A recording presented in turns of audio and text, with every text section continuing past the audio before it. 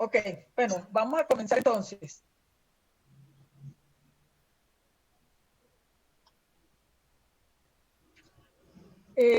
Ya ayer comenzamos a ver con el libro, como les dije, tengan a la mano el libro de portada roja, porque nos vamos a guiar por allí. Si hace falta, pues revisamos el otro libro también. Ustedes lo pueden revisar, es que tengan una información básica de cómo comenzar a estudiar con el libro y de ver cuáles son las dificultades que se les presentan con el material. Si hablo muy rápido, por favor dígame porque yo tiendo a hablar rápido. Entonces, dígame, profe, va muy rápido, por favor, un poquito más lento, porque ya incluso aquí en mi propia casa, mi familia me dijo que creía que estaba hablando muy rápido con ustedes. Pero bueno, si ustedes no me dicen nada, yo doy por sentado que todo está bien. Bueno, comenzamos a ver la parte del límite. Como hoy veo que hay otros que no estaban ayer, vamos a dar un pequeño repaso de todo lo que vimos ayer. Así le sirve también al otro grupo que estaba ayer trabajando juntos. Y bueno, continuamos con lo que quedó pendiente de la parte de límites.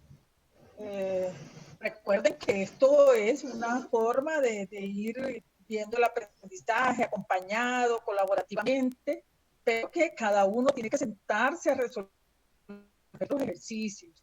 La matemática no se aprende viendo, se aprende haciendo. Si ustedes no se sientan a resolver los ejercicios, eso es mentira. No van a poder resolver nada.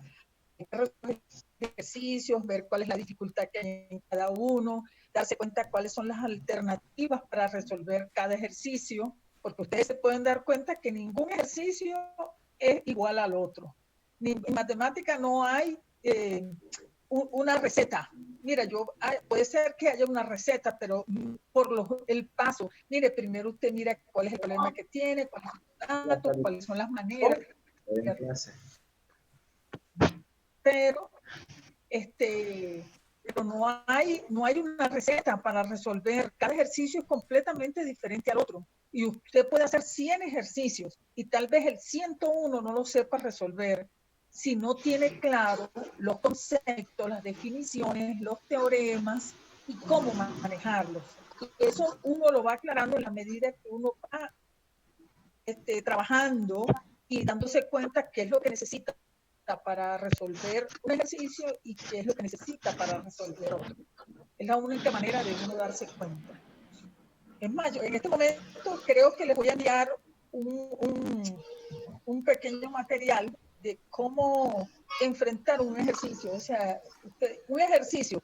Ahora, ¿qué necesito para resolver ese ejercicio? Necesito el teorema del sangre, necesito esto, necesito aquello, para que usted vaya haciendo una lista de las cosas posibles que usted podría necesitar y darse cuenta qué es lo que necesita saber. Bueno, entonces vamos a comenzar con el significado de límite. Perdón. Con el significado de límite y así seguimos avanzando, pues. Ayer estábamos explicando este significado y como toda definición matemática está asociada con el concepto, la definición de la propia palabra. Y aquí límite matemática es lo mismo que el límite, la definición del límite, de la palabra como tal, de la definición de la palabra como tal. Y es que aquí se asocia con una función y el límite es el punto hasta donde te llega y ya no tiene otra frontera.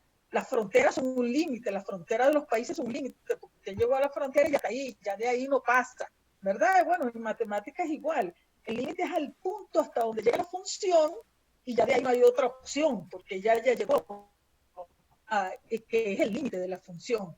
A veces los límites no son un punto, sino que son una recta y la función va pasando por la recta, pero no la traspasa. Entonces, bueno, así en cualquier punto, si usted quiere analizar el límite de la función en un punto específico, bueno, también es el punto a donde va a llegar la función y de ahí ya la función no va a tener otra alternativa porque llegó ya a su punto límite. Pero ¿cómo se dice eso matemáticamente? ¿Cómo se expresa en el lenguaje matemático decir que la función tiene un límite? escribe de una manera en particular.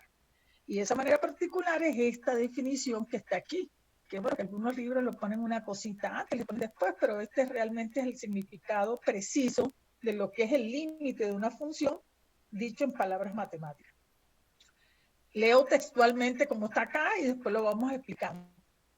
Decir que el límite de una función f de x, cuando x tiende a un punto particular c, es decir, voy a analizar el límite alrededor de este puntico c, es L, eso significa que para cada epsilon mayor que 0, este epsilon es un número mayor que 0, pero ese número, que usted lo selecciona previamente, es un número bien pequeño, tan pequeño como uno quiera. Uno decide cuál es el tamaño de ese número, pero suficientemente pequeño. Y aquí dice, no importa qué tan pequeña, usted la puede seleccionar todo lo pequeño que usted quiera. Entonces, dado este valor, existe otro asociado a él, a ese epsilon, mayor que 0, que se llama delta, un delta mayor que 0, tal que si el valor absoluto de la diferencia de los valores de la función menos lo que es el valor L, que es el límite de la función, es menor que epsilon, tal que si eso se cumple, siempre que aquí el valor absoluto entre X, la diferencia de X con C, sea menor que delta, es decir, que si se cumple esto que está aquí, ¿verdad? Que si X menos C es menor que delta, implica que f de X menos L es menor que epsilon. Si se cumple eso, entonces yo digo que este L que está aquí es el límite de esta función. Es decir, ¿qué quiere decir eso ahora geométricamente? Geométricamente, este X menos C, el valor absoluto de X menos C, nosotros sabemos que el valor absoluto lo que mide es una distancia, porque el valor absoluto siempre es algo positivo.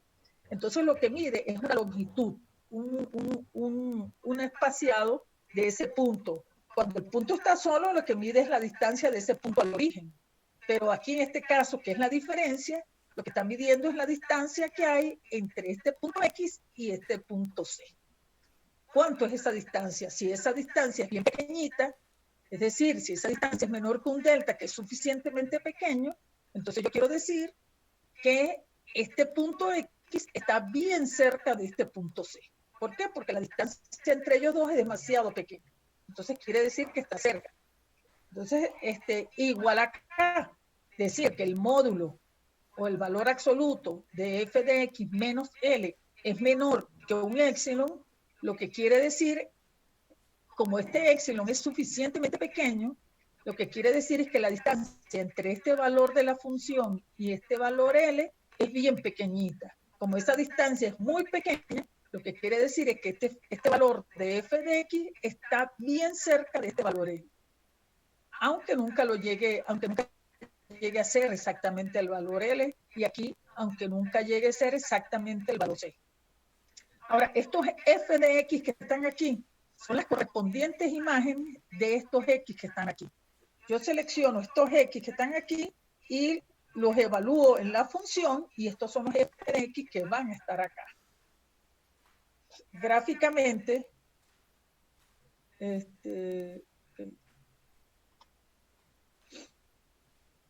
gráficamente lo que quiere decir es esto. Este x menos c, menor que delta, lo que quiere decir es esto, que yo tengo un intervalo que tiene centro en C. Aquí está, tengo el intervalo que tiene centro en C, que a la derecha de ese intervalo le sumo delta y a la izquierda de ese intervalo le resto delta. Y todos los valores que están dentro de ese intervalo van a ser estos X que están acá. Y esos X, obviamente, cualquier puntito que yo tome aquí, su distancia a este valor C va a ser más pequeña que esta distancia que está aquí. Y esta distancia que está aquí es delta, que fue lo que yo le sumé a C. E igualmente, esta distancia que está aquí es delta, porque fue lo que le resté a C.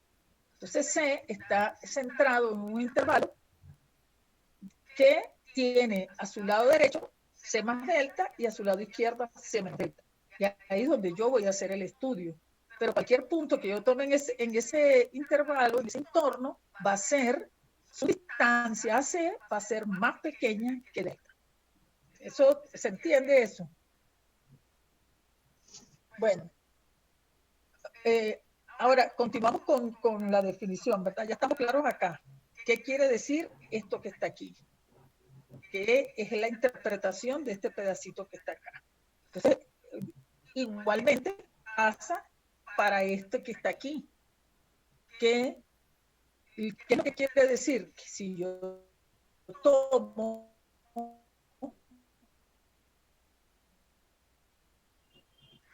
un valor de L, pero ahora estos f de x están representados sobre el eje de las y, que es este que está aquí, los valores de f de x. Si yo tomo el valor L, que se supone, y tomo un intervalo de tamaño epsilon, es decir, le sumo a ese L un valor epsilon, le resto un valor epsilon, y voy a generar un intervalo que está centrado en L y que sus longitudes son epsilon hacia arriba y epsilon hacia abajo. Cualquier valor que yo tome dentro de ese intervalo, su distancia a L va a ser más pequeña que epsilon. Por lo tanto, como epsilon es pequeño y yo voy a tener una distancia más pequeña que ese número, lo que me está garantizando es que la distancia entre ese valor f de x y L es pequeña, por lo tanto, están bien juntos. Yo estoy garantizando, por un lado, que los f de x estén suficientemente cerca del valor límite para que los valores de x estén suficientemente cerca del valor c. Y eso es lo que quiere decir que ese L es el límite de esa función. ¿Por qué? Porque yo siempre voy a estar suficientemente cerca de él cada vez que de x esté suficientemente cerca de otro punto, que en este caso es C. Entonces aquí, para cada epsilon que yo tome mayor que 0, pero suficientemente pequeño, y que donde L sea el centro de ese intervalo, yo voy a encontrar un delta mayor que 0, que también va a estar acá, y ese delta, sumándolo a C y restándolo a C, me va a generar un intervalo donde yo voy a encontrar valores de X. Si sucede que, ¿qué es lo que quiere decir esto, verdad? Este entorno que está aquí, escrito matemáticamente, lo que quiere decir es esto, que el valor absoluto de X menos C menor que delta, que quiere decir que tengo un entorno donde un entorno con centro en C, que le sumo delta a la derecha, le sumo delta a la izquierda, y todos los valores, obviamente, que están dentro de ese entorno, su distancia a C va a ser menor que ese delta. Es decir, que para cada epsilon va a existir un delta también positivo. Para cada epsilon, que lo tomo aquí en el eje de las f de x, va a existir un delta que lo tomo aquí en el eje de las x, tal que cualquier valor que yo tome de esta x me va a generar un respectivo valor de x. Estos x que están en este entorno, su respectivo valor f de x tiene que estar también en este entorno. Entonces, esta distancia que está aquí me genera una franja, y esta distancia que está aquí me genera esta otra franja. Fíjense que esto me genera aquí, digamos, este cuadrado, que no tiene que ser un cuadrado, sino esta región, ¿verdad? Me genera una región, que ¿qué me está garantizando esa región? Que todos los valores que yo tome cerca de C me van a generar valores de f de x cerca de él. Entonces, si todos estos valores están cerca de este punto L, que en este caso este circuito blanco que está aquí, si yo garantizo eso, entonces yo digo que L es el límite de esta función cada vez que los valores de X se van acercando a este valor C. Y fíjense que aquí el valor de la función en C ni siquiera es este, el valor de XC es este que está aquí arriba. Pero eso no me interesa. Si el valor de la función coincide, está dentro de mi entorno o no, eso no importa. Lo que importa es a cuál valor se van acercando los valores de la función. Y los valores de la función se van acercando a este circulito blanco que está aquí. independientemente que lo real de este punto sea el otro acá. Bueno, entonces eso es lo que quiere decir geométricamente el concepto de límite. Claro, como lo dije ayer, calcular límites por definición no es una cosa fácil. Cuando las funciones son sencillas, muy sencillas, tal vez pudiera ser una cosa manejable, pero cuando las funciones ya empiezan a ser complejas, calcular límites por definición también resulta mucho más complejo que la propia función. Entonces, por eso se crean teoremas, propiedades que nos permiten similitudes, que nos permiten, mediante otras herramientas, hacer los cálculos de un límite de una función y ver cuál es el comportamiento que puede tener la función en un punto de interés para el que esté trabajando con la función. Okay, ahora, lo que sí podemos hacer es, para utilizar el concepto de la definición de límite, es que dado un valor de límite ya previamente calculado, demostrar por definición que ese es realmente el límite, pero que ya lo tenemos para casos sencillos, ¿no? Entonces aquí repasamos lo que vimos ayer, vimos este caso, demuestre que 7 es igual a 5. Yo tengo que, ¿qué es lo que tengo que hacer para demostrar esto? Que dado un epsilon mayor que 0, yo soy capaz de encontrar un delta, yo tengo que ser capaz de construir esto que está aquí en esa función, que dado un epsilon mayor que 0, yo soy capaz de encontrar un delta mayor que 0, tal que si ese delta me garantiza que yo estoy cerca de ese, que es el punto donde estoy analizando la función, entonces los respectivos f de estos, los respectivos f de esta x que está aquí, también van a estar suficientemente cerca de este valor L, que es el límite de la función. Y suficientemente cerca porque ya yo establecí que este valor de epsilon es tan pequeño como yo quiera. Yo lo puedo seleccionar como... Entonces, eso es lo que tenemos que hacer acá. Buscar, seleccionar un epsilon mayor que 0, positivo, pero tan pequeño como yo quiera. Yo lo puedo seleccionar tan pequeño como yo quiera. Entonces, basado en eso, debo ser capaz de encontrar un delta también suficientemente pequeño que esté asociado con ese epsilon y que garantice que cada vez que los valores de X están cerca de ese valor C, que en este caso es 4, cada vez que yo garantice que estos valores X están cerca de este valor 4 a través de ese delta, voy a garantizar que estos valores de función, que en este caso es 3X menos 7, están suficientemente cerca de este valor 5, que en este caso es el límite de la función. Entonces, aquí el autor hace algo muy didáctico y es que él comienza como al revés. Dice, bueno, partir de X para el valor de la función, sino que yo voy a partir al revés. Esto es lo que yo tengo que mostrar, ¿verdad? Que dado un epsilon mayor que 0, debo producir un delta también positivo, tal que si yo consigo un entorno donde los valores de X estén suficientemente cerca de este 4, porque esa distancia va a ser menor que este delta, entonces yo puedo garantizar que los números de los valores de la función f de X correspondientes a estos X que yo encontré aquí estén suficientemente cerca de este 5. Si puedo conseguir eso, entonces este 5 es el límite de esta función. Entonces, esto es lo que yo tengo que garantizar. Para garantizar que este 5 es el límite de esta función cuando los valores de X están cerca de este valor 4. Ok, espero que esto no haya sido un trabalengua. Entonces, considere, bueno, yo voy a empezar ahora al revés. Para encontrar ese delta, me están pidiendo que yo debo ser capaz de producir ese delta, encontrarlo. ¿Hay alguien? Entonces, yo voy a comenzar al revés, como yo sí tengo este epsilon, digo, menos 7, es menor que epsilon, yo veo si soy de aquí, soy capaz de generar esta desigualdad, que es lo que me están pidiendo que yo deba encontrar. Yo digo, yo parto de esto. Yo digo que estos valores de la función están suficientemente cerca de este 5. ¿Por qué? Porque eso es menor que epsilon y epsilon es suficientemente pequeño. Total, que estoy garantizando que esto está cerca. Pero que esto esté cerca, ¿qué significa? Que 3x menos 7 menos 5 sea menor que epsilon. Bueno, esto menos 7 menos 5 y me queda menos 12, ¿verdad? Ahora aquí vuelvo a operar, saco factor común 3, aquí saqué el 3, me queda la x, y aquí como saqué el 3, me queda el 4, porque 3 por 4 es 12.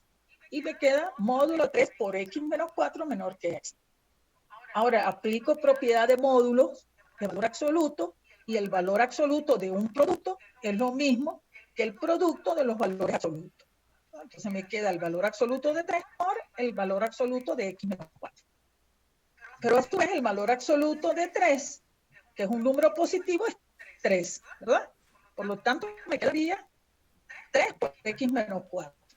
Pero como a mí me interesa saber quién es x menos 4, porque es lo que yo quiero encontrar aquí, entonces este 3 que está multiplicando acá, uno dice que lo pasa dividiendo, pero uno en realidad, como quiere deshacerse del 3, uno en realidad lo que hace es que divide a ambos lados por 3 para no alterar la desigualdad. Se divido aquí entre 3, este 3 positivo, con un 3 que estoy dividiendo, se cae,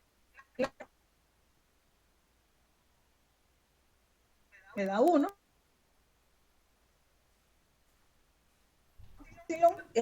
Este epsilon entre 3, obviamente voy a encontrar pequeño aún.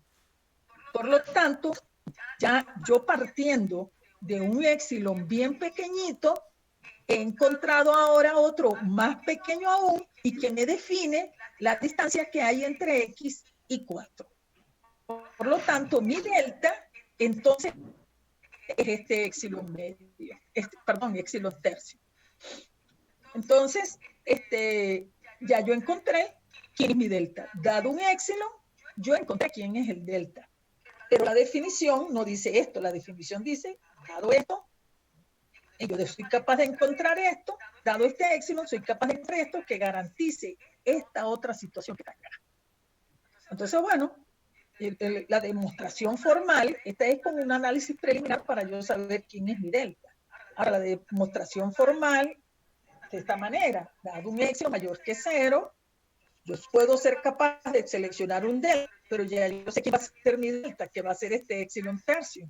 Entonces yo digo, bueno, si yo entiendo mi epsilon, el delta que me sirve es cuando yo divido ese epsilon entre 3. Entonces, x menos 4 sea menor que delta, va a implicar, obviamente, que 3x menos 7, voy para acá, 7 menos 5, menos 7 menos 5 es menos 12, saco factor común 3, el 3 es positivo, y por lo tanto, x menos 4, ya yo tercio, entonces me queda, pero como delta de epsilon tercio,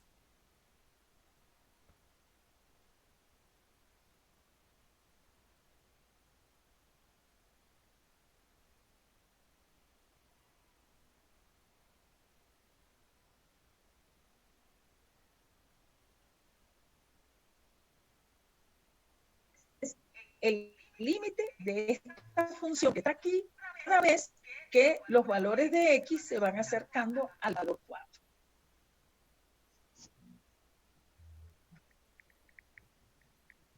Y vamos a ver acá. Y aquí está el gráfico de esta función de 3x menos 7 igual. Y aquí está cuando x tiende a 4. Fíjense, aquí está el 4 cuando x tiende a 4. Y yo tomo un entorno de epsilon sobre 3 a la derecha y le resumo epsilon sobre 3 a la derecha y le resto x sobre 3 a la izquierda. Y encuentro un entorno que está centrado en 4. Pero que todos los valores que están dentro de ese entorno están suficientemente cerca del 4. ¿Por qué? Porque esa distancia es muy pequeñita. Y eso es lo que garantiza que estén cerca del valor 4. Ahora, cuando yo tomo estos valores que están aquí cerca del 4 y evalúo la función, voy a encontrar que todos esos valores de la función que yo evalúo van a estar también cerca de un cierto valor L, ¿verdad? Que en este caso mi L es 5. ¿Por qué? Porque ese épsilon también yo garanticé que era suficientemente pequeño, y como este épsilon es pequeño, cualquier valor que yo tome ahí adentro va a estar suficientemente cerca de este 5. Este numerito que está aquí, que es el valor de la función asociado a este valor 4, este de la función. Que yo me voy acercando a este valor por acá y me voy acercando a este valor por acá cada vez que yo me vaya acercando por acá a este 4. Y esto de acercarse por acá es que me estoy acercando por la derecha, y de acercarme por acá es que me estoy acercando por la izquierda. Y vamos a ver más adelante que esto de acercarse por la derecha se escribe como con un signo positivo, es decir, 4 con un signo positivo de exponente. O si me estoy acercando por acá, lo que hace es que se escribe como 4 con un exponente de un signo negativo. Eso no significa que el valor sea positivo ni que sea negativo. Lo que significa es que me estoy acercando a el valor 4 por la derecha, o me estoy acercando al valor 4 por la izquierda.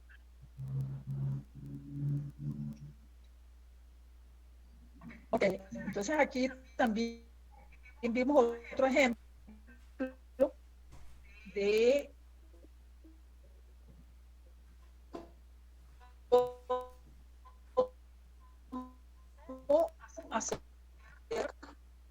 cómo demostrar ahora que este cociente de polinomios, el límite de este cociente de polinomio es 5 cuando x se acerca. Lo que quiere decir es que cada vez que yo me voy acercando al valor 2, al valor 5, aquí 2, 3, 4 y 5, que aquí no lo colocaron, pero este es el valor 5, cada vez que yo me acerque a este valor 2 por la derecha y por la izquierda, esos respectivos valores de la función se van a ir acercando a 5, bien sea por arriba o por debajo.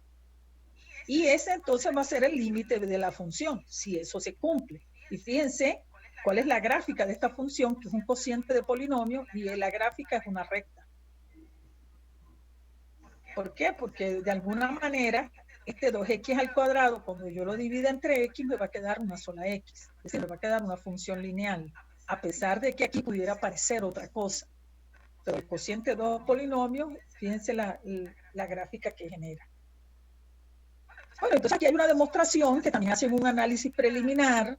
Dicen, bueno, dado ese épsilon mayor que 0, como yo estoy buscando es mi delta, entonces yo tengo que demostrar esto, que dado este épsilon, yo soy capaz de encontrar este delta que garantice que los valores de x están cerca del 2, para así garantizar que los valores de esos respectivos valores de la función están suficientemente cerca del 5.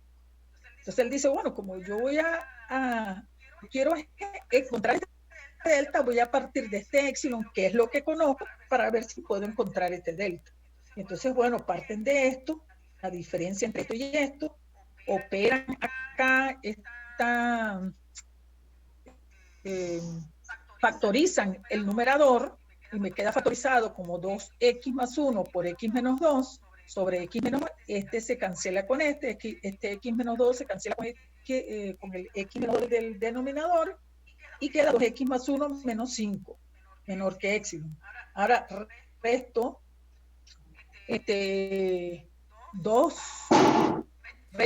1 con 5, ¿verdad? Y me queda menos 4. Más 1 menos 5, me queda menos 4. Ese menos 4 saco factor común 2, y me va a quedar este 2, que le saqué factor común, me queda la x sola, y este 2 que multiplicado con este 2 me va a quedar el menos 4. Ahora aquí este 2, hago igual que el caso anterior, es el módulo de 2 por el módulo de x menos 2 por la propiedad de valor absoluto, me queda menor que épsilon, y este 2 ahora divido a ambos lados por 2 para cancelar este 2 que está acá, y me queda que el módulo de x menos 2 es menor que épsilon medio. Por lo tanto, como yo quería conseguir un valor de épsilon, que esto x menos 2 fuera menor que un valor que yo no tenía que buscar, ya encontré que partiendo de este épsilon, yo puedo encontrar este delta como épsilon medio. Y esto garantiza que es suficientemente pequeño porque epsilon es pequeño. Entonces ya encontré este valor de epsilon. Puedo hacer mi demostración formal, ¿verdad? Diciendo que dado un epsilon mayor que 0, yo puedo encontrar un delta también positivo mayor que 0, que en este caso va a ser epsilon medio, que está garantizado que es pequeño porque es más pequeño que epsilon. Entonces, si esto se cumple, menos 2 menor que delta se cumple, implica que esto también se cumple, que ya lo demostramos anteriormente, ¿verdad? Que esta diferencia genera esta genera, vemos que pero delta, como es epsilon sobre 2, los dos se cancelan y me queda epsilon. Entonces, partiendo de un delta que ya encontré, puedo generar que la distancia entre los valores de la función y ese 5 sea también suficientemente pequeño. Como garantizo que estos x están cerca del 2, generan que estos f de x estén cerca del 5, he encontrado el límite de la función, que es justamente este valor 5. Revisión. Entonces, bueno, aquí hay otros ejemplos que ustedes pueden ir observando. Este ejemplo sería interesante que lo observaran ustedes, porque aquí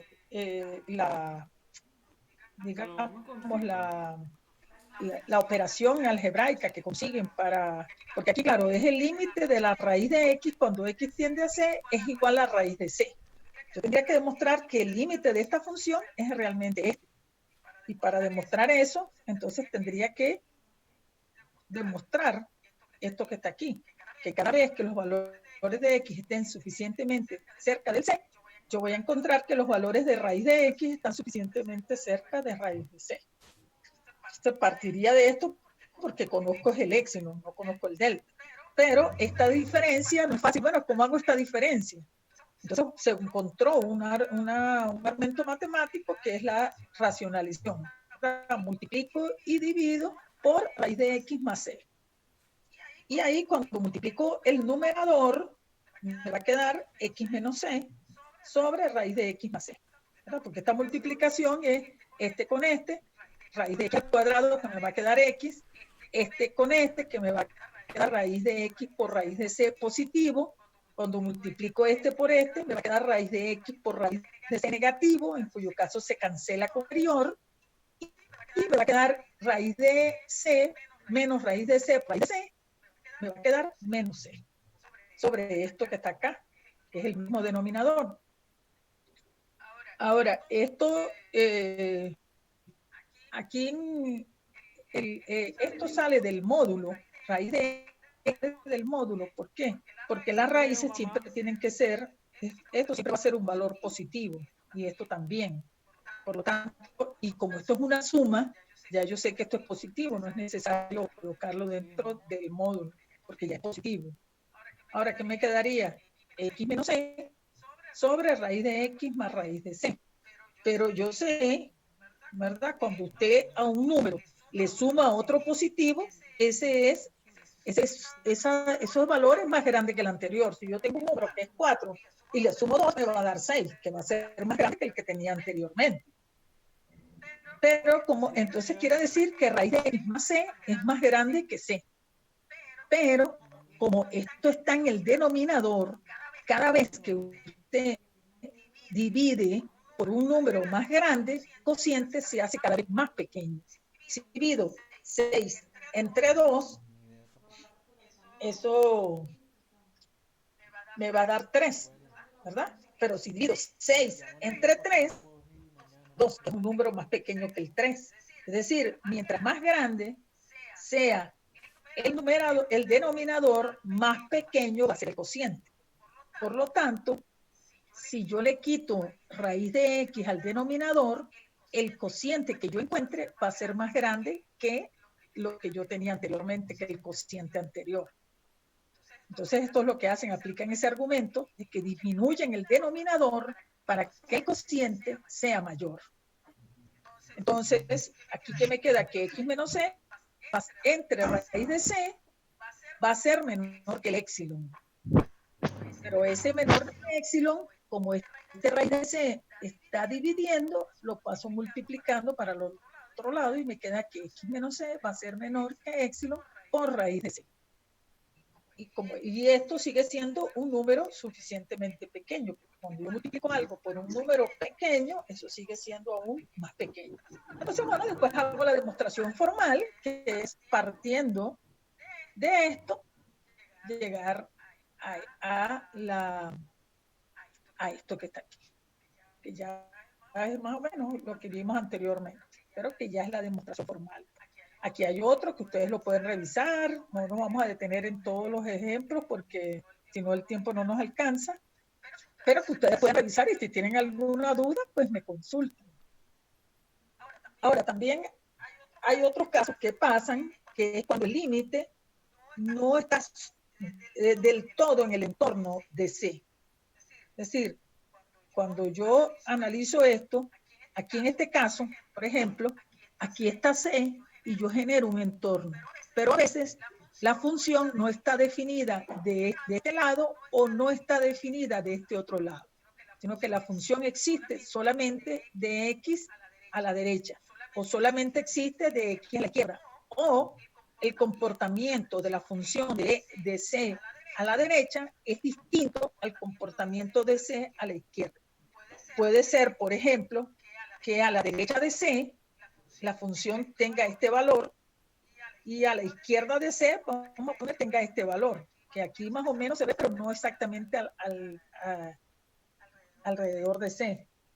Entonces, en esos casos hay que estudiar son los límites laterales, es decir, el límite por la derecha y el límite por la izquierda, cuando son valores donde la función no está completamente definida o que sí está definida, pero que tiene un comportamiento diferente.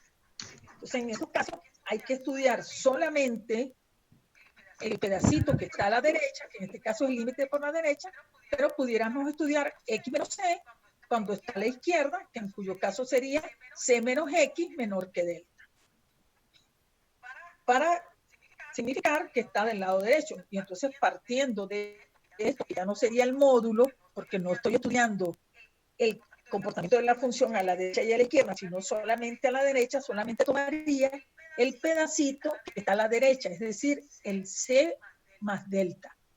O solamente tomaría el pedacito que está a la izquierda, que sería el C menos delta. En este caso, como están estudiando aquí el límite por la derecha, toman X menos C menor que delta, ¿verdad? O yo pudiera tomar C menos X menor que delta si estoy estudiando el límite por la izquierda. Y se hace el mismo procedimiento, solo que ahora no tengo el módulo aquí, sino que tengo solamente X menos C, pero es el mismo procedimiento. Pero lo que sí es que se estudia el límite por la derecha o el límite por la izquierda. Y fíjense que aquí, cuando se habla del límite por la derecha, fíjense que aquí hay un C más. Vamos a tratar de ver si podemos ampliar esto aquí. Ajá. Entonces, fíjense que aquí por la derecha tengo un C más, pero este más no está diciendo que este número es positivo. Lo que está diciendo es que yo estoy haciendo a la derecha de este número que está acá. Si estuviera haciendo el estudio por la izquierda, lo que estoy diciendo, aquí iría un menos, y lo que estoy diciendo es que estoy estudiando la función a la izquierda de este valor que se encuentre aquí. Ay, bueno, entonces, aquí no hay ningún ejemplo con esto, pero pudiéramos hacer alguno. Bueno, entonces ahora viene el teorema de límites, que el teorema principal de límites, que algunos también lo llaman teorema general. Es decir, este es un teorema que lo ponen principal porque incluyen varios teoremas. Cada uno de estos es un teorema diferente. Pero aquí, para simplificar las cosas, los colocaron como un solo teorema. Este teorema me habla de cuando yo voy a calcular el límite a una constante, y como es una constante, no va a cambiar nunca, su límite va a ser siempre ese mismo valor, porque esa función no va a cambiar. Porque K es un entero positivo y K es un valor constante. Fíjese su función, condiciones iniciales. Ahora, el límite de X, cuando X tiende a C y X es la función, es la función identidad, es decir, que a cada valor de X le corresponde el mismo valor X, entonces su límite va a ser el mismo valor C. Cuando yo tengo una función multiplicada por una constante, su límite va a ser constante por el límite de esa función. Una de los límites, igual la resta de los límites. Si es un producto, igual, el límite del producto es el producto de los límites, el cociente de dado es distinto de ese. ¿Por qué? Porque si es igual a 0, ya esta división no es posible. El límite de una potencia es la potencia del límite. Y el límite de una raíz es la raíz del límite, siempre que se cumpla también una condición. Que si de la raíz es par, entonces este límite de existen valores, raíces de valores par. Entonces, si es para que este valor exista. ¿Qué es lo que tenemos que hacer con esto? Aplicar esas propiedades para calcular límites.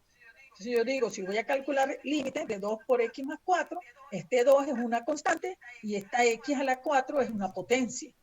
Entonces aplico esas dos propiedades que acabamos de ver acá. La propiedad de la constante y la propiedad de la potencia.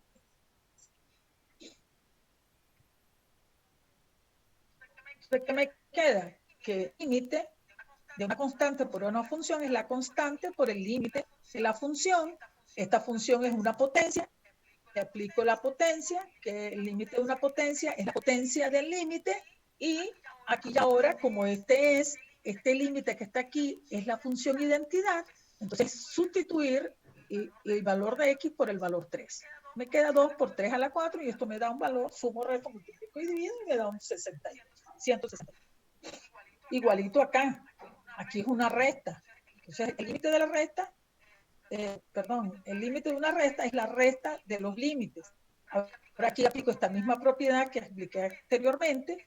Esto aquí lo hacen paso por paso. Cuando usted domina el teorema lo puede hacer directo. O sea, yo de aquí pude ir directo incluso aquí.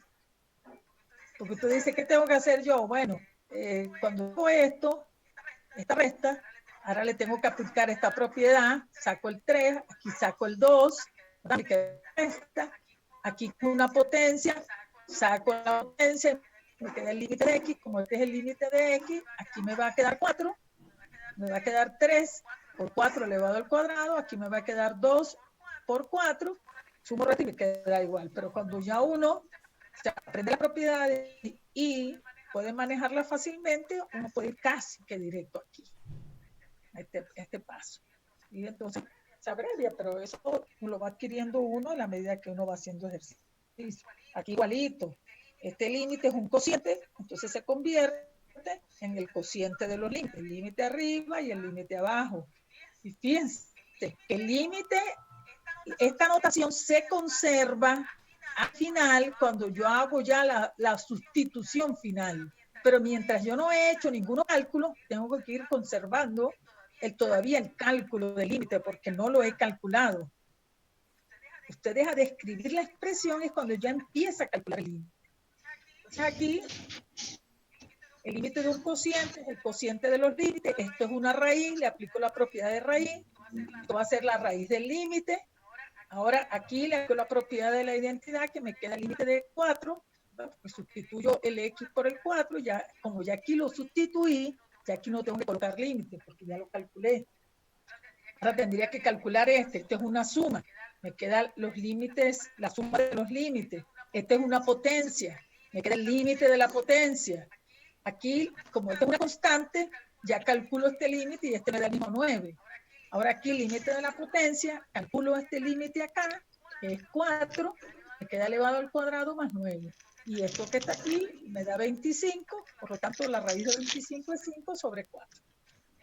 Estos son límites sencillos que obviamente los introducen de una manera didáctica para ver cómo aplicar todas esas operaciones, pero que uno tiene que ir viendo cómo aplicarlas. Aquí está el de un producto, que entonces el límite del producto se convierte en el producto de los límites. Este tiene una potencia, se convierte en la potencia del límite.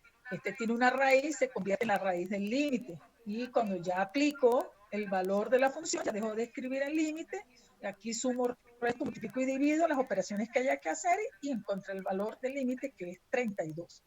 ¿Qué quiere decir este 32? Que no lo he dicho en los casos anteriores. Que cada vez que la función se vaya acercando al número 3, yo me voy a ir acercando, los valores de la función se van a ir acercando al valor 32. Eso es lo que quiere decir que el límite de una función, que en este caso es el producto de estas dos, sea 32. Y fíjense, 8 por 4, 32. Que ustedes digan, bueno, pero esto está como directo. Pero aquí estamos comprobando que realmente eso es así. Bueno, aquí también hacen una aclaratoria. Esto es una función polinomial y cuando yo tengo un cociente de dos funciones polinomiales, esa función se llama racional. Fue un nombre que le pusieron, así como yo me llamo Xiomara, Adrián, José, Stephanie. Bueno, entonces aquí esta también le pusieron una que se llama función racional. ¿Y cuál es esa función racional? Bueno, la que es un numerador polinomio, denominador polinomio. Y viene el teorema de sustitución. Este es un teorema bien importante. ¿Por qué? Porque es el primer teorema que uno debe aplicar a cualquier límite. El primerito. Si uno, cuando aplica este teorema, encontró la solución, perfecto. Si no, entonces ahí es donde tiene que empezar a buscar la solución de otra manera, buscar otras operaciones algebraicas que me permitan simplificar el límite que tengo para poder encontrar el valor de ese límite.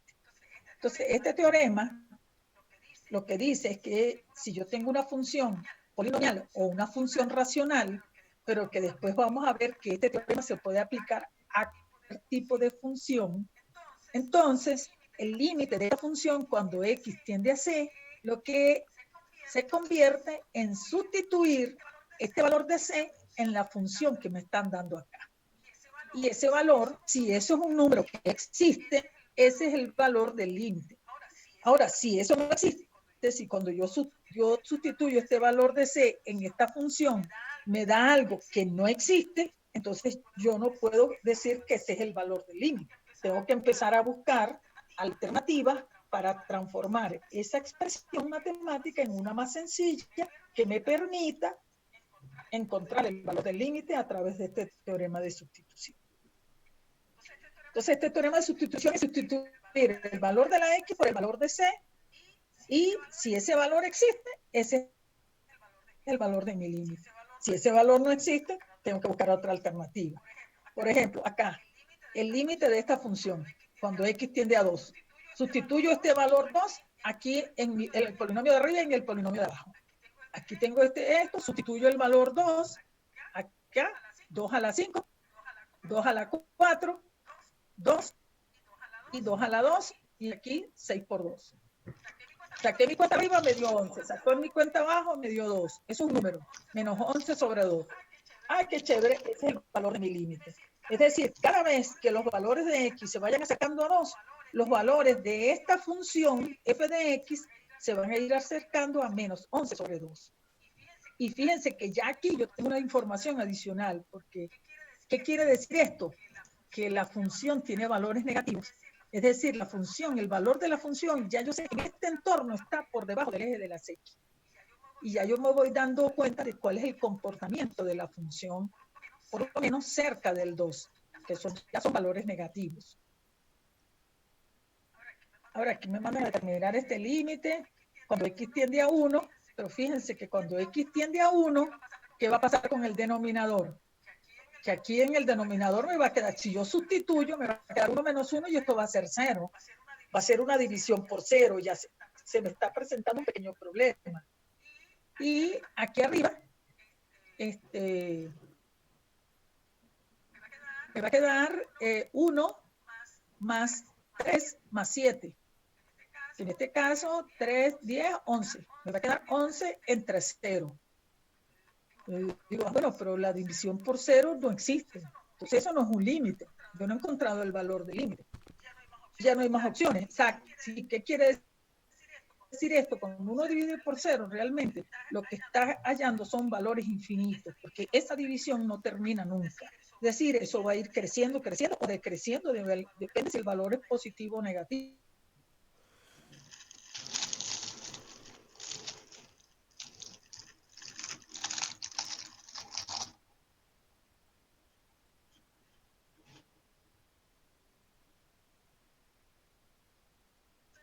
La función es infinito, es que eso no tiene límite, esa función no tiene límite porque está creciendo indefinidamente o está decreciendo indefinidamente.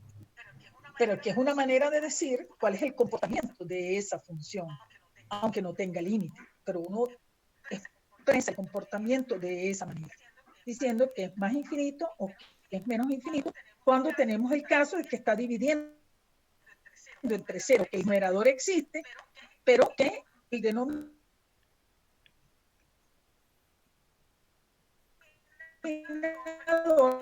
es un 0. Entonces, un comportamiento de crecimiento positivo. Acá, por ejemplo, cuando esto es, aquí sustituyen, ¿por qué? Aquí cuando tiende a 2. Cuando tiende a 2, aquí me quedaría 4, más 2 sería 6, menos 6 sería 0. Y aquí en el numerador sería 4, más 3 por 2, 6, sería 10, menos 10 sería 0. Entonces, si yo sustituyo, numerador me queda 0 y denominador también me queda 0. Es decir, me quedaría 0 entre 0. Pero 0 entre 0 está catalogado matemáticamente como una indeterminación. ¿Por qué indeterminación? Porque esto no tiene ningún valor matemáticamente. 0 entre 0, eso no es ningún número. Y no se sabe qué es, por eso es que es indeterminado.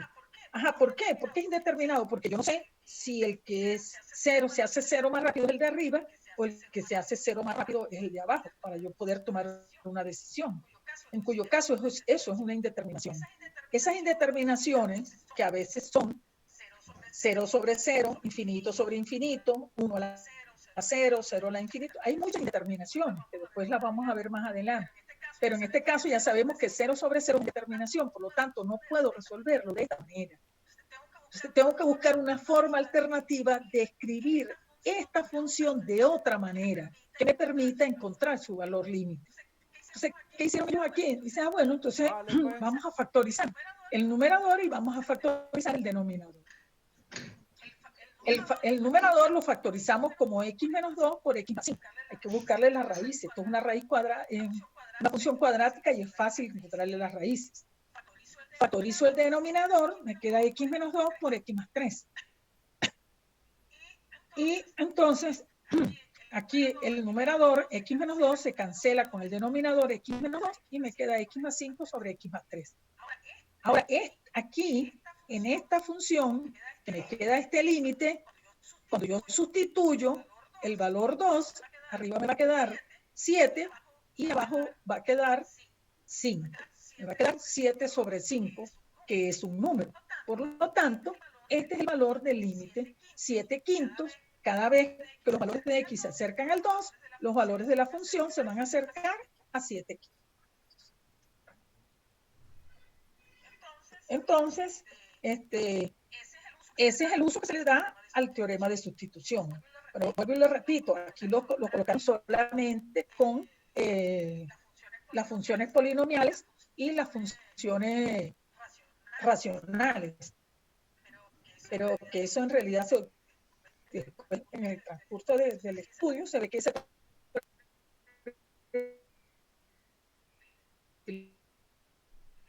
utiliza para cualquier función.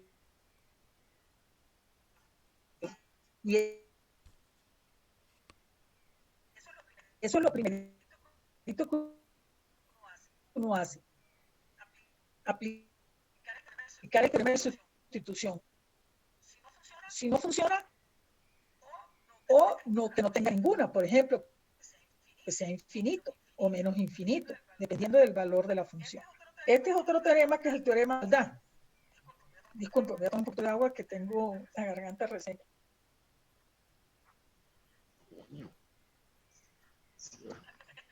El teorema de igualdad que dice que si yo tengo dos funciones que son iguales, en un cierto intervalo, no tienen que ser iguales en todo momento, sino que en un cierto intervalo esas dos funciones son iguales, cerca del punto C, excepto posiblemente en el mismo punto C, no me interesa si en el punto C existen o no existen, lo importante es que el comportamiento alrededor de este punto C exista.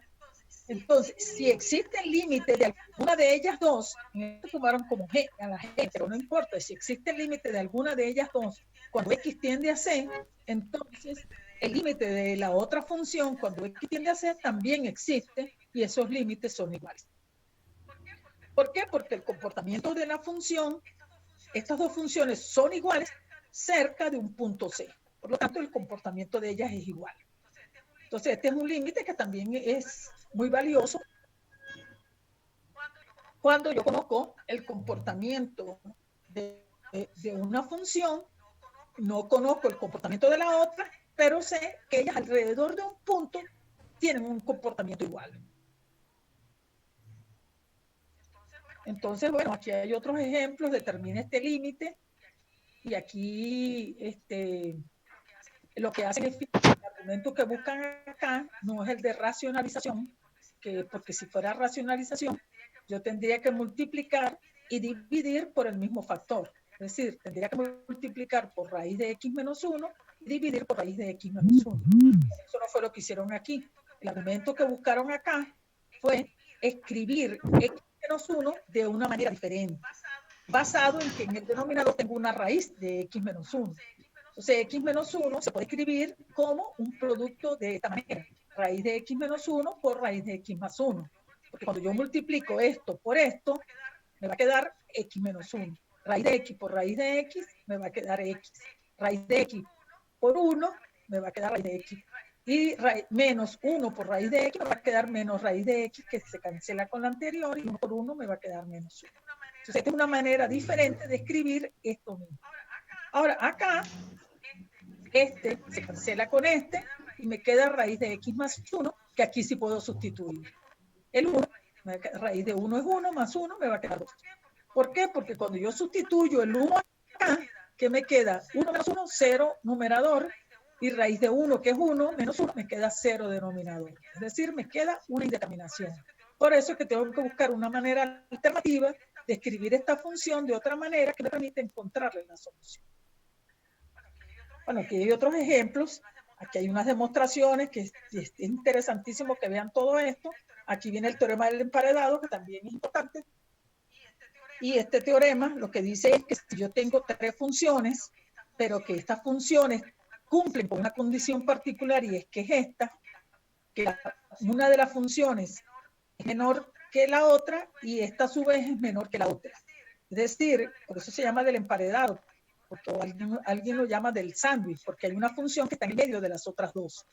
Cuando sucede esto, que hay una que es mayor que la otra y esta es mayor que la anterior, entonces, pero que esto sucede en un entorno de C, es decir, para toda X que esté cerca de este C, excepto posiblemente en C, ¿verdad? Entonces, si el límite de las funciones que están en los extremos, es decir, la menor y la mayor, si el límite de F existe cuando X tiende a C, y el límite de esta H, que es la que está en el extremo superior, existe cuando X tiende a C, y esos dos límites son iguales a un cierto valor C, entonces el límite de la función que está de sándwich también existe y es exactamente ese valor L.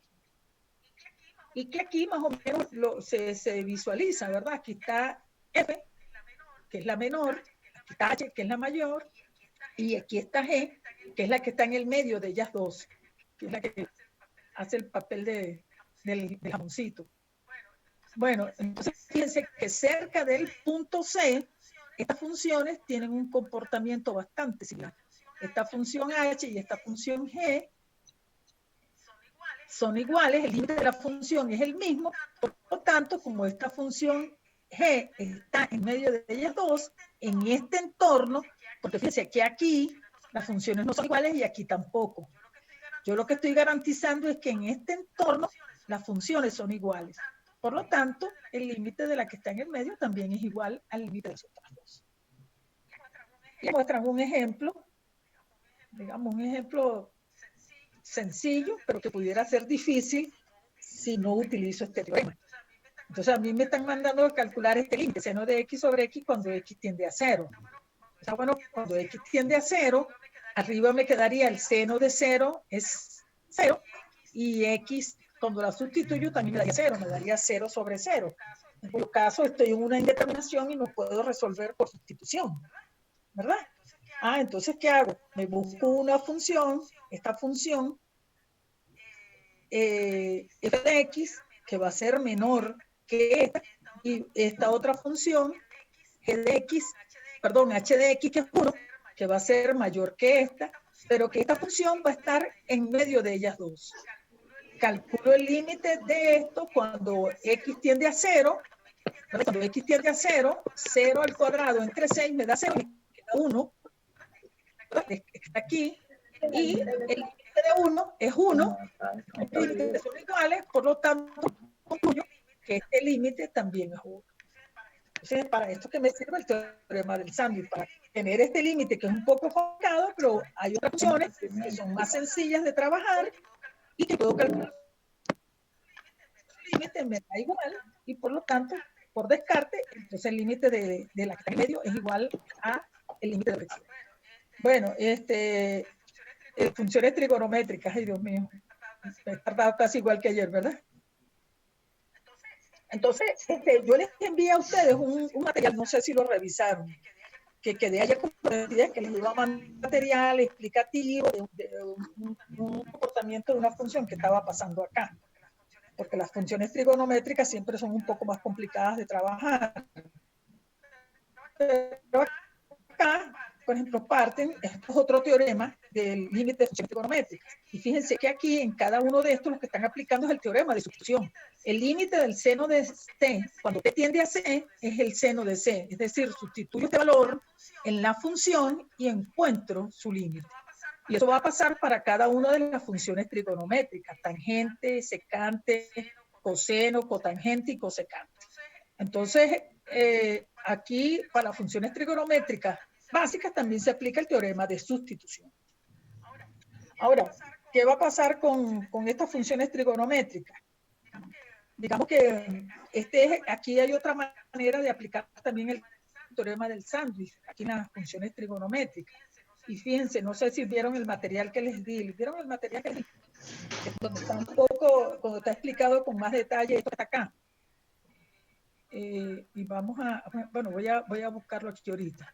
Fíjense, este material que les envié, ¿no? No sé si lo han visto. Y que coloreé para que viéramos las diferencias de las zonas. Este es el mismo gráfico que está allá, pero yo lo coloreé para que veamos, mire, esto que está aquí en rosado, obviamente es más pequeño que si yo tomo toda esta parte rosada y le sumo esta parte gris, ¿verdad? Pero si yo a esta parte rosada con gris le sumo esta verde, entonces todo este pedazo va a ser más grande que el anterior. Pero si yo además a este pedazo rosado, gris y verde, le sumo esta naranjita que está aquí, entonces este pedazo va a ser el más grande de todos.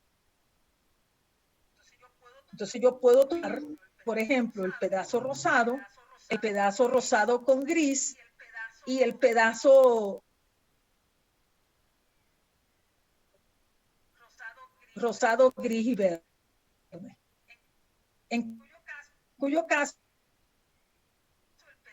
el pedazo que tiene pedazo, digamos verde, pero que es más pequeña que la rosada con el gris, y esta rosada con gris va a ser más pequeña que la rosada con gris y verde. Entonces aquí quiere decir que yo pudiera aplicar el teorema del sándwich. Encuentro que este valor que está rosado me da igual que este valor que está con verde, entonces el valor que está con gris está en medio de ellos dos y por lo tanto va a tener también siempre el mismo valor. Para eso que se utiliza aquí en este caso el teorema del sándwich.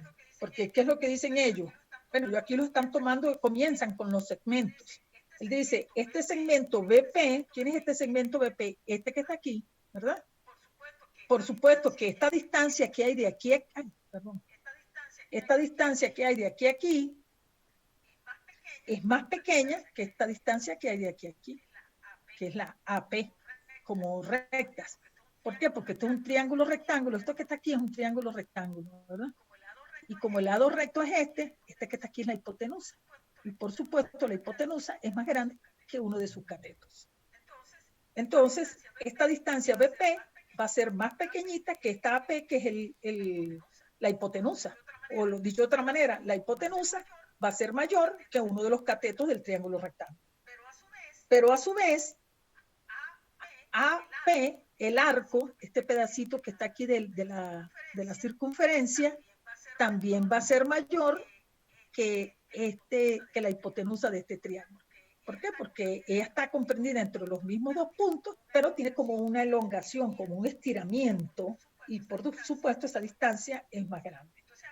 Entonces aquí he encontrado una desigualdad donde hay dos que están en los extremos y hay una que está en el medio. Entonces, ahora, ¿cuánto vale esta distancia BP? ¿Cuánto vale esta distancia AP y cuánto vale esta distancia del arco AP? Entonces, fíjense aquí, AP, el arco, ¿cuánto vale? Vale T. ¿Por qué? Porque el radio es 1. Entonces, aquí el ángulo es el mismo arco. Este ángulo que está aquí es el mismo arco porque este radio es 1. Entonces, este arco vale T. ¿Cuánto vale? Ahorita no lo están tomando en cuenta. ¿Cuánto vale esta distancia BP? Que es esta que está aquí. Entonces, fíjense, esto es un triángulo rectángulo, ¿verdad? El lado recto de este triángulo es esto que está aquí. Ahora, por funciones trigonométricas, el coseno de un ángulo, ¿quién es? El cateto, el seno de un ángulo, ¿quién es? El cateto opuesto sobre el cateto adyacente. Ajá, pero entonces el ángulo que yo estoy tomando aquí, el ángulo que yo estoy tomando es este que está aquí. ¿Quién es el cateto? Esta es la hipotenusa y estos son los dos catetos. ¿Quién es el cateto opuesto a este ángulo? Este que está aquí, que es el BP. ¿Y quién es su hipotenusa? Este valor que está aquí, que es 1, porque estoy tomando una circunferencia de radio 1. Entonces tengo que el seno de T va a ser igual a ¿quién? A BP entre 1. Pero BP entre 1 es BP. Por lo tanto, este BP, ¿quién va a ser? El seno. Entonces tengo esta desigualdad. 0 menor que el seno, pero a su vez esto va a ser menor que este arco, que este. Entonces tengo esta otra desigualdad, que el seno es mayor que 0, pero al mismo tiempo va a ser menor que el ángulo, que el arco comprendido entre esos mismos dos puntos, que aquí gráficamente se ve esta distancia es mucho menor que esta, pero escrito matemáticamente es así, porque este cateto corresponde con el seno de este ángulo. Y entonces, claro, si T es menor que 0, todo esto es positivo, pero si este ángulo está para acá abajo, que es menor que 0, entonces la desigualdad cambia totalmente. O sea, se cambia y esto. Y quedaría T menor que seno de T y seno de T menor que 0. Entonces acá, lo que quieren, esta es demostración de la afirmación 1. Aquí la afirmación 1 es esta, que el seno de T es igual al seno de C. Entonces, aquí también necesitan otra cosa, que el límite del coseno de T cuando T tiende a 0 es 1. Entonces, pero por una desigualdad, el límite del coseno de T cuando T tiende a 0, por una, que aquí la tengo, aquí la escribí, por el teorema de Pitágoras, la hipotenusa al cuadrado es la suma de los catetos al cuadrado. Pero aquí, este es el triángulo rectángulo, está acá, pero ya nos dimos cuenta que el seno de este ángulo, que es el seno de t, va a coincidir con este segmento, con este cateto, que es el BP, ¿verdad? Y el coseno va a coincidir con este. Y como este es un triángulo sobre una circunferencia que tiene radio 1, la hipotenusa es 1. Por lo tanto, esta hipotenusa al cuadrado es 1, es igual a este cateto adyacente, que es este 0b al cuadrado, pero este 0b al cuadrado es el coseno, y este cateto, perdón, el cateto adyacente, que es el coseno, y el cateto opuesto, que está aquí, que ya nos dimos cuenta que era el seno. Entonces me va a quedar que 1 es igual al coseno al cuadrado de t más el seno al cuadrado de t. Por lo tanto, si yo despejo el coseno de acá, me va a quedar que lo paso para acá y me queda 1 menos el coseno, perdón, el cuadrado, me va a quedar que el coseno de t es igual a la raíz cuadrada de 1 menos seno al cuadrado. Esa es la desigualdad que están aquí, que el coseno de t es igual a la raíz de 1 menos seno al cuadrado de t. Pero el límite de una raíz es la raíz del límite. Y el límite de una diferencia es la diferencia de los límites. Pero el límite de 1 sigue siendo el mismo 1. Y solamente tendría que calcular el límite de esto. Pero el límite, ya yo calculé anteriormente que el límite del seno de t, cuando t tiende a 0, ¿verdad? Que eso fue lo que...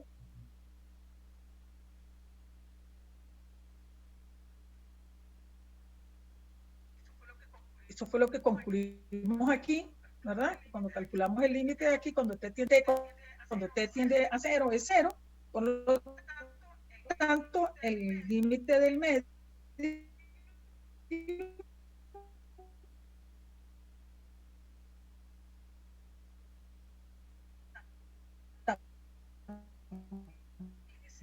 viene 0.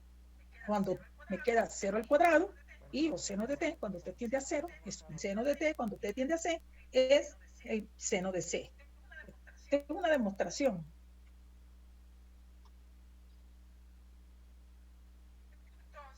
Entonces, el seno de t, cuando t tiende a c, aquí lo que hacen ahora es una, que también se los escribí aquí. Esto yo lo expliqué aquí. Aquí ya se los había explicado anteriormente. Pero acá, para que ustedes vean, conocemos que el seno de t cuando t tiende a 0 es 0, que fue la demostración que hicimos anteriormente. Ahora queremos demostrar esta. Entonces, para esto, utilizamos esta información para calcular el límite del seno de t. Es decir, conocemos esta y la utilizamos para calcular esta que está aquí. Aquí, ¿qué hacemos? Vamos a hacer un cambio de variable acá, porque yo sé que si yo llamo a h t menos c, ¿verdad? Como t tiende a c, quiere decir que estos valores son iguales. Cuando yo lo resto, h va tendiendo a 0. ¿Por qué? ¿Por qué yo hago esto? Porque yo quiero que sea parecido a esto, que t tienda a 0. Entonces hago un cambio de variable para que cuando t tienda a c, esta h va a tender a 0.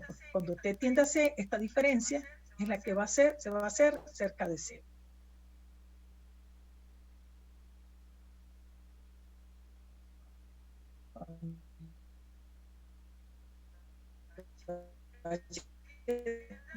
Tiende a 0, entonces t, y yo despejo de aquí la t, la t va a ser h más c. Entonces t va a tener h tiende a 0, t. Entonces este límite, en vez de escribirlo de esta manera, lo pasamos a escribir de esta manera. El límite del seno de h cuando h tiende a 0.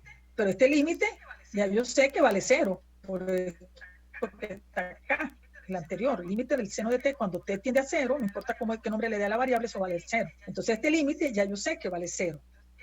Entonces, ¿qué hago? Lo utilizo, es decir, que el límite del seno de t cuando t tiende a c, que es esto que está aquí, que es lo mismo, ¿verdad? que yo también lo puedo escribir así, seno de C más H cuando H tiende a 0, pero cuando H tiende a 0, este valor lo sustituyo aquí 0 y me va a quedar el seno de C.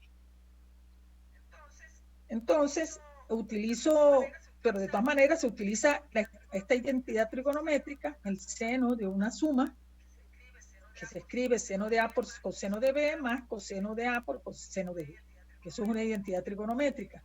Sustituyo esa identidad aquí y me va a quedar que el seno de C por el coseno de H, seno de C por coseno de H, más el coseno de C por el seno de H. Cuando H tiende a 0. Pero el seno de C es una constante, que ya la teníamos anteriormente. Y aquí el coseno de C también es una constante, por lo tanto eso sale del límite.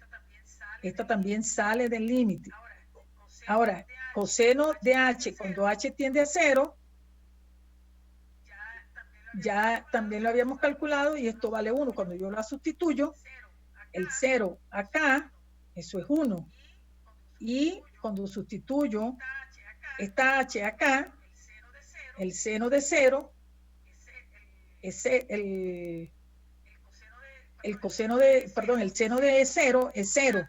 Por lo tanto, este producto vale 0. 0 por algo me da 0.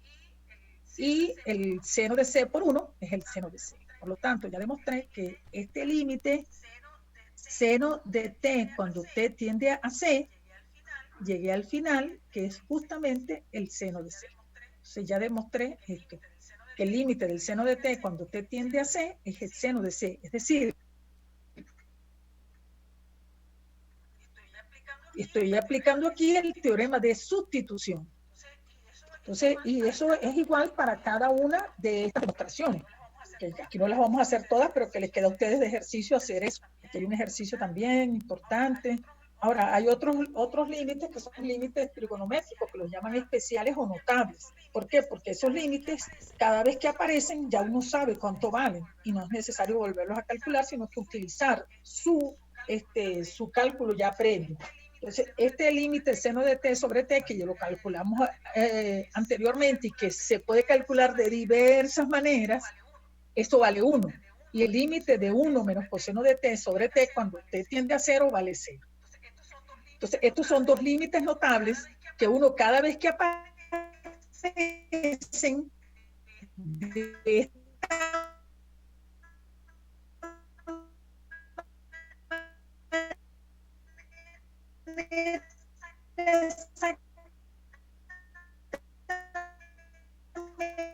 uno sabe que vale 1 y ahora la variable uno la puede escribir con inicio. Y entonces aquí utilizan el teorema del sándwich para ya va que me dice que está inestable, para demostrar estos límites. Y ellos empiezan con vamos a ver cuál es el que van a, el seno de T sobre T. Ellos comienzan con esto. Y entonces hacen esta misma desigualdad que estábamos viendo anteriormente.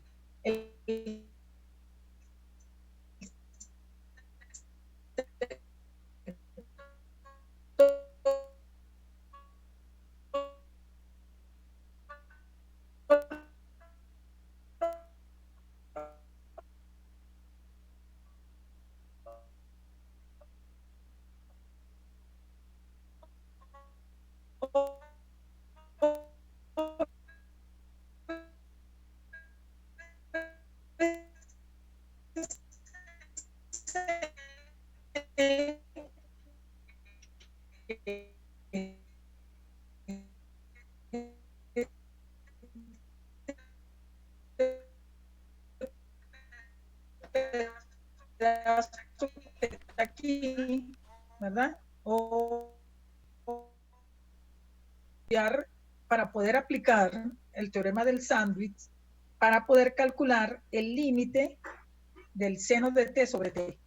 Pero que de esto hay muchas maneras de encontrarlo. Esto es simplemente para que veamos un argumento de cómo podemos utilizar un teorema, cómo funcionan las funciones trigonométricas, que para muchos es un dolor de cabeza. Las funciones trigonométricas no son fáciles, hay que entender muchas cosas, son demasiadas funciones, demasiados conceptos ligados unos con el otro y a veces uno se pierde entre esas cosas.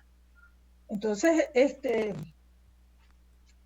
esta diferencia o esta desigualdad de los sectores donde uno es más pequeño que el otro y el otro es más pequeño que el otro, que ya estábamos viendo, ¿verdad? Este sector OBC, este pedacito que está acá, este sector OBP, es este que está aquí, OBP, y el otro que queda, el sector OAP, es OA que está acá y P que está acá, que es un sector circular.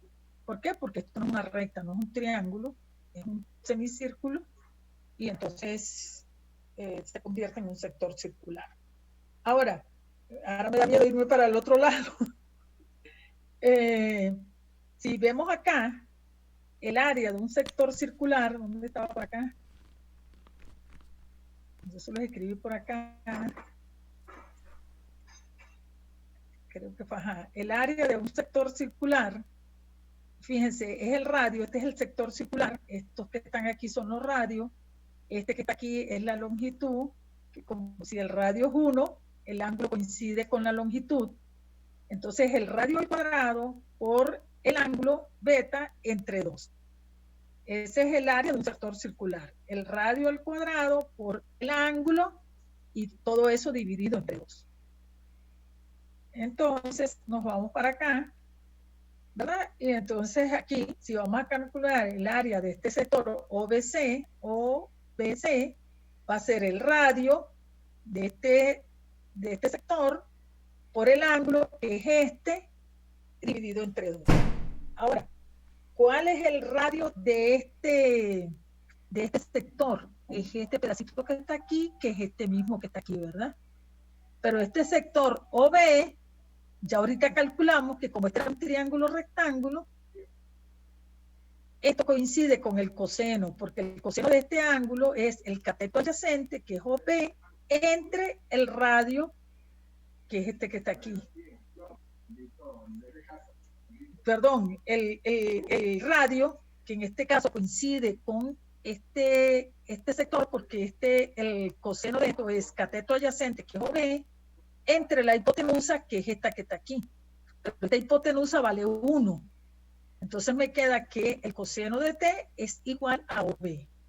Y este OB va a ser el radio de este sector circular que está acá, ¿verdad? Entonces esto va a ser, este sector va a ser el radio al cuadrado, pero ¿quién es el radio al cuadrado? OB al cuadrado, pero OB coincide con el coseno de t. Entonces va a ser coseno de t al cuadrado por el ángulo, que en este caso es t, y todo esto dividido entre 2. Esto va a ser el área de este sector. El área del triángulo rectángulo este que está aquí, OBP, ya sabemos también que es base por altura sobre 2. ¿Quién es la base de este triángulo? OB. Pero OB coincide con el coseno de t.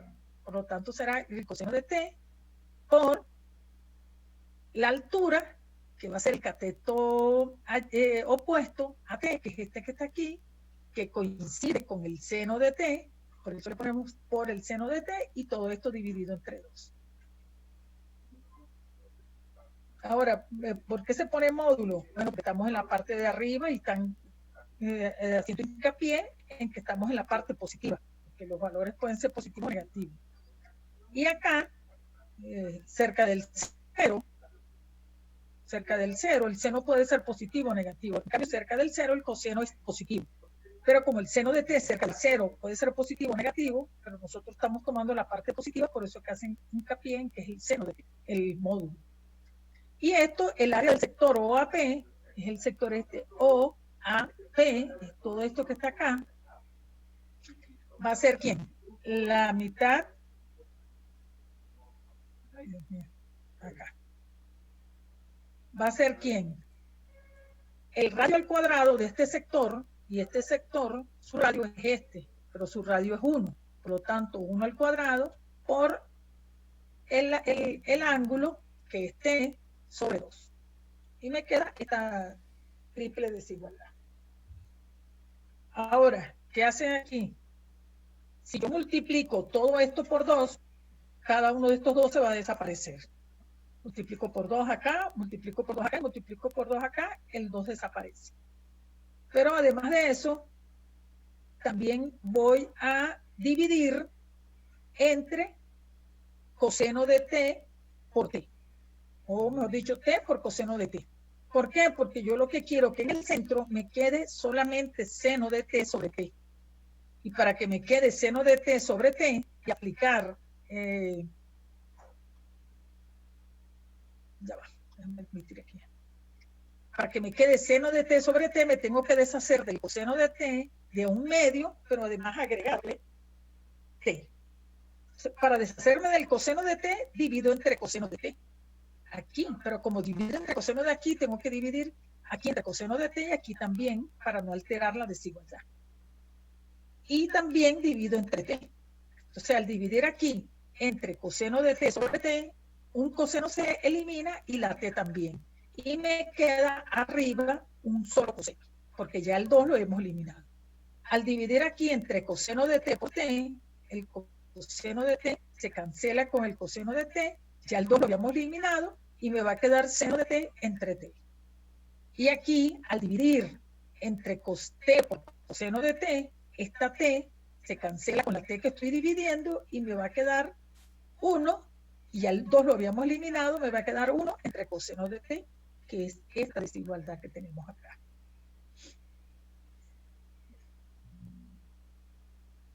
Y entonces, ya, déjame quitarte un momentico de acá que no veo bien.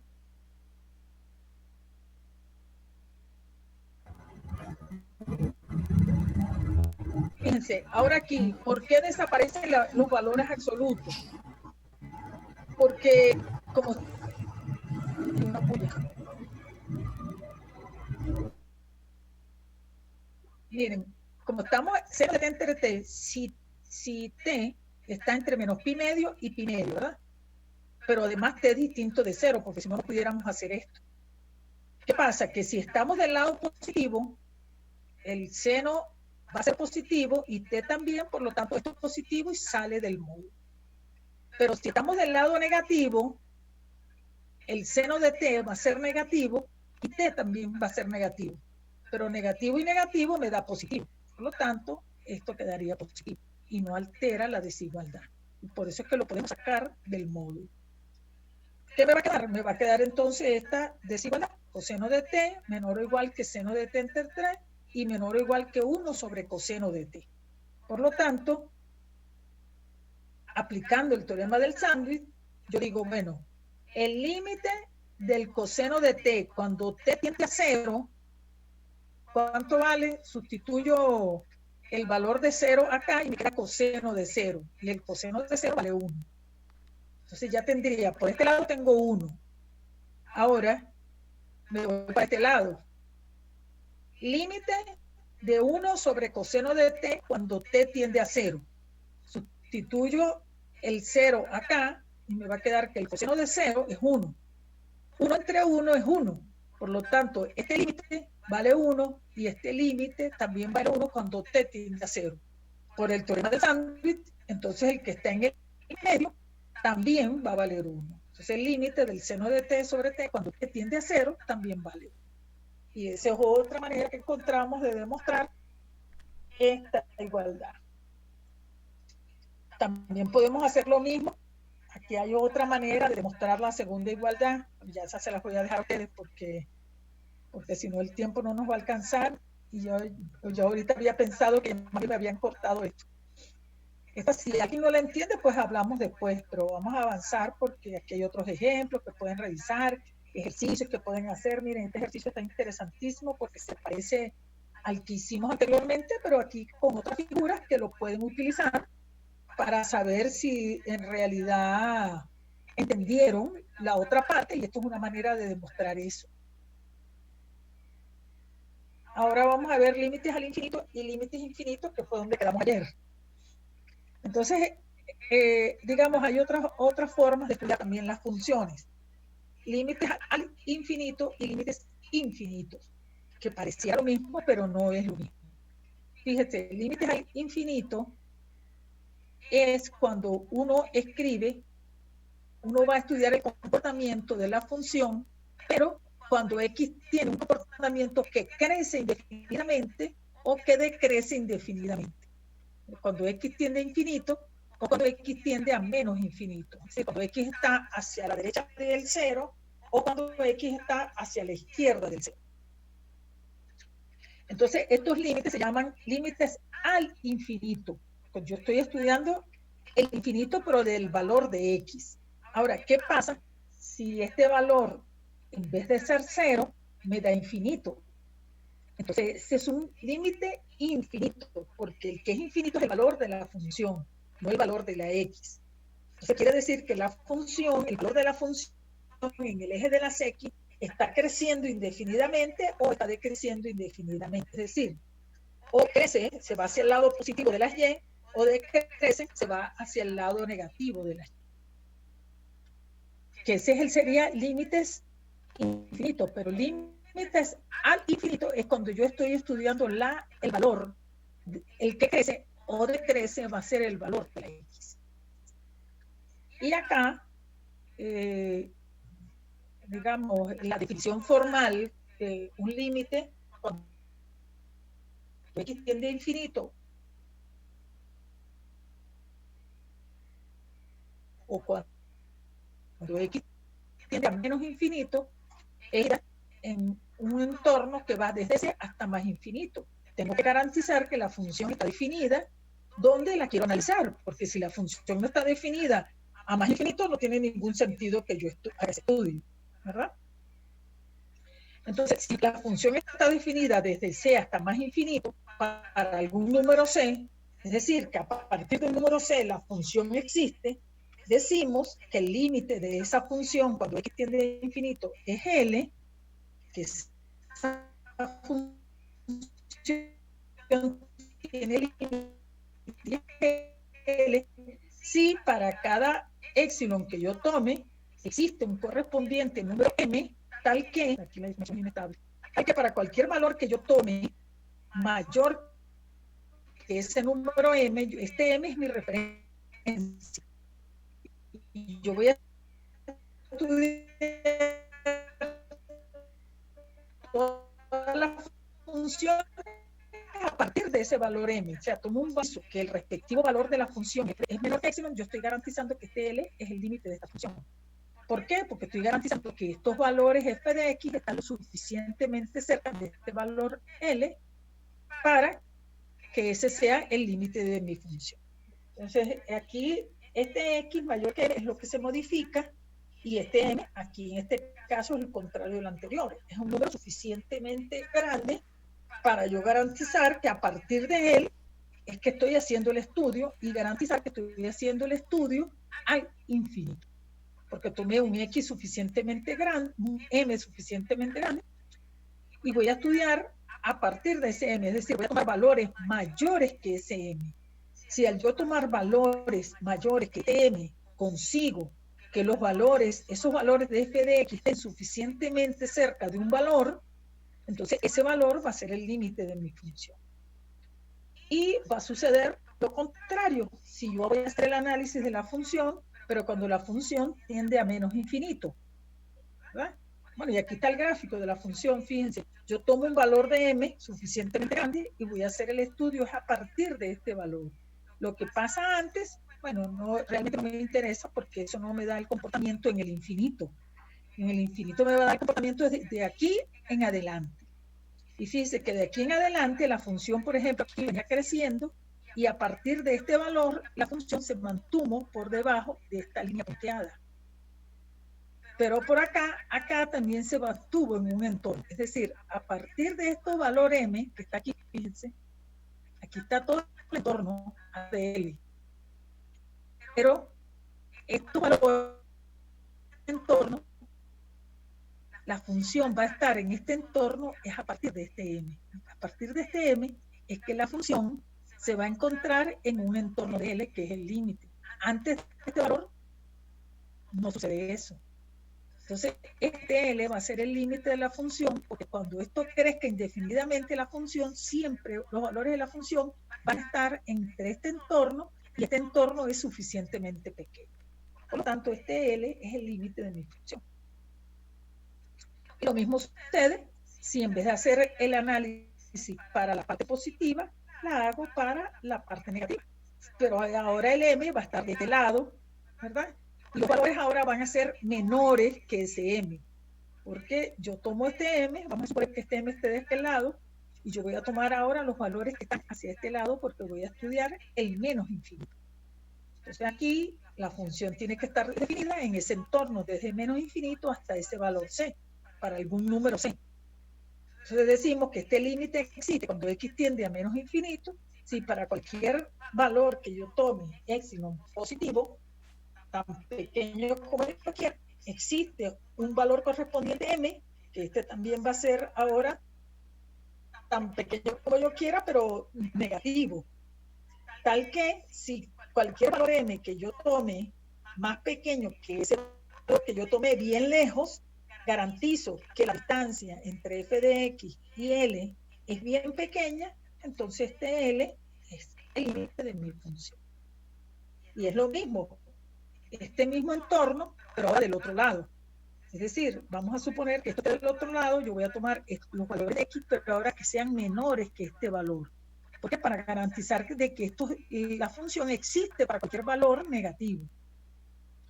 Entonces, si yo dentro de ese negativo logro encontrar una franja donde todos los valores de la función se encuentren allí, a partir de este valor m, entonces yo estoy garantizando que este L es el límite de la función. Y aquí hay un ejemplo que también se convierte en un límite notable. Este ejemplo es un límite notable, que también ustedes, cada vez que aparezca este límite, ya ustedes saben que este límite vale 0. Entonces yo tomo un K cualquiera y voy a calcular el límite entre 1 sobre X a la K, cuando X tiende a infinito. Pero vamos a suponer por un instante que esta K no existe, que es 1 sobre X, pero X tiende a infinito. Es decir, X es cada vez un número más grande, más grande, más grande, más grande.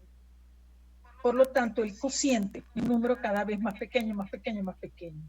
Y por lo tanto, como este número es cada vez más pequeño, quiere decir que esto es un número que se va a acercar a 0. Entonces el límite de 1 sobre x, cuando x tiende a infinito, porque se va haciendo cada vez más grande, es 0. Pero si además a este x yo le elevo una potencia, entonces ese número se hace cada vez más grande. Por lo tanto, el cociente se hace cada vez más pequeño. Entonces tiende a 0 más rápidamente que si no tuviera ninguna potencia. Y aquí hace una demostración. Fíjense, no es que solamente uno lo diga, sino que aquí está demostrado. Dicen, bueno, si yo tomo un M suficientemente grande, yo tengo que garantizar que 1 sobre X a la K menos 0 va a ser suficientemente pequeño. Entonces estoy haciendo el análisis. Esto, como X es positivo, y menos 0 me va a quedar 1 sobre X. Pero como es positivo, sale inmediatamente del valor absoluto, porque ya yo sé que este número es positivo. Y si yo quiero, como M lo tomé suficientemente grande, entonces yo voy a decir que 1 sobre X a la K va a ser menor que 1 sobre M a la K. ¿Por qué? Porque mientras esto sea más grande, este cociente es más pequeño. Y este X a la K es más grande que M a la K. Entonces quiere decir que este cociente va a ser más grande que este cociente. ¿Por qué? Porque este número es más pequeño que este. Y mientras más grande sea el denominador, más pequeño va a ser el cociente. Entonces yo puedo decir que este cociente va a ser menor que este cociente, y este cociente es el que yo llamo mi épsilon, que es de este M. Entonces, dado este épsilon, yo soy capaz de encontrar un M que me va a garantizar que esta distancia va a ser suficientemente pequeña. Por lo tanto, esta función tiende a este límite que es el 0. Entonces, ya yo sé, porque lo demostré acá, que este límite, cuando x tiende a infinito, siempre va a ser 0. Por lo tanto, lo puedo utilizar en cualquier momento. Y este mismo argumento me sirve para demostrar que x tiende a menos infinito, que cuando x tiende a menos infinito, este cociente también va a tender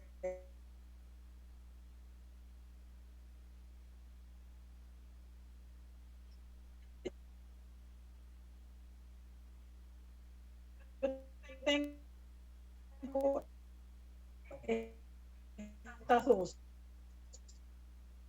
por el teorema hay otro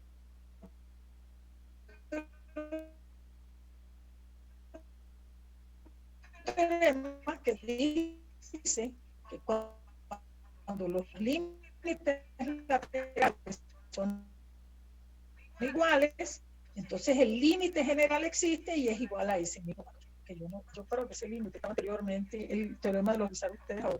También uno ve si el teorema de super el comportamiento, ¿verdad? ¿Qué hace? Uno dice, bueno, yo sustituyo, me quedaría infinito, sobre 1 más infinito. Pero ¿qué me va a quedar entonces? Infinito sobre infinito.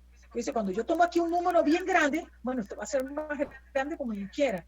Y si yo no es grande, sigue siendo un número muy grande. Pero, ¿qué quiere decir la división entre un número grande entre otro número grande?